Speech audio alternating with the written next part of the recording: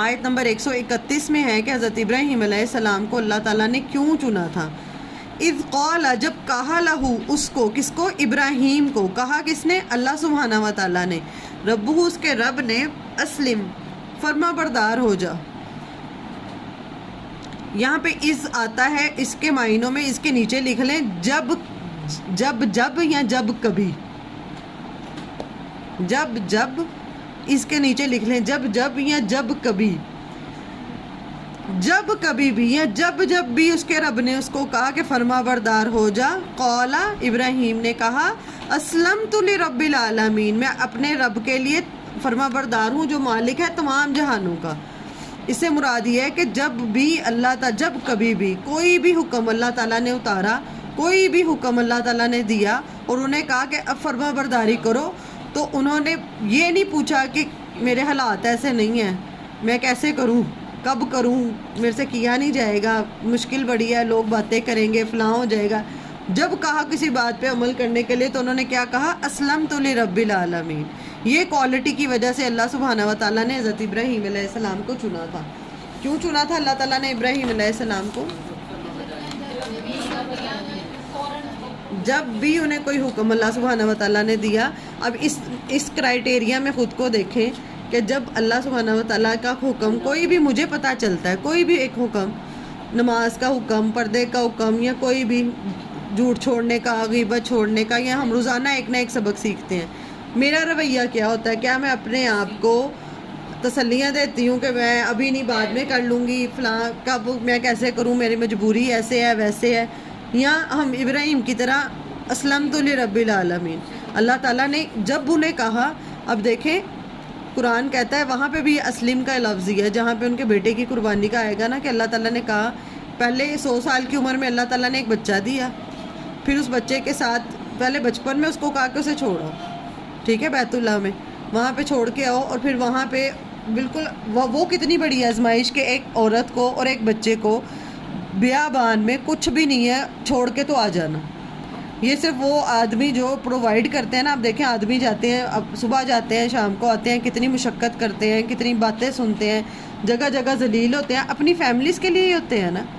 تو یہ اب یہ سوچے ذرا کہ ایک آدمی کے جس کو پتہ ہو کہ ایک موت کے منہ میں اپنی بیوی اور بچے کو، وہ بچہ بھی جو اتنی دیر بعد اللہ تعالیٰ نے دیا ہے، 100 سال کی عمر میں دیا ہے، اور ایک اٹیچمنٹ ہوتی ہے چھوٹے بچے سے، چھوڑ کے آگے، وہ بھی آزمائش اللہ تعالیٰ نے وہاں پہ بھی دیکھیں اللہ تعالیٰ نے کیسے ان کا پورا کیا اور کیسے حفاظت کی، اور اللہ تعالیٰ نے واپس لوٹایا. جب وہ بچہ بڑا ہو گیا، 9 10 11 12 سال کا بھی آتا، روایات میں 13 سال کا بھی آتے ہیں اسماعیل علیہ السلام، اور ان کی بہت زیادہ بانڈنگ تھی. یہ آپ نے پیچھے دیکھا ہے کہ ہر جگہ پہ اسماعیل علیہ السلام ساتھ ہے، اپنی اولاد سے کتنی محبت ہے، اور اللہ تعالیٰ نے کہا کہ اب اپنے بیٹے کو ذبح کر دو.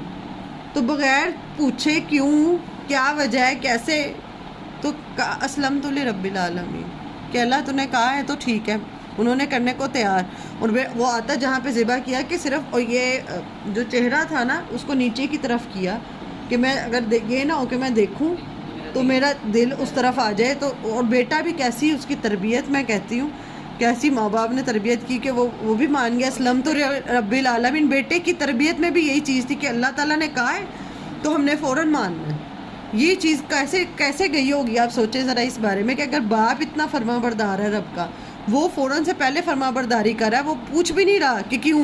مجھے ہم کہتے ہیں مجھے لاجک سمجھ میں آئے گی، مجھے اس کی سینس نہیں سمجھ میں آ رہی، یہاں تو میں عمل کروں گی ورنہ میں نے عمل نہیں کرنا.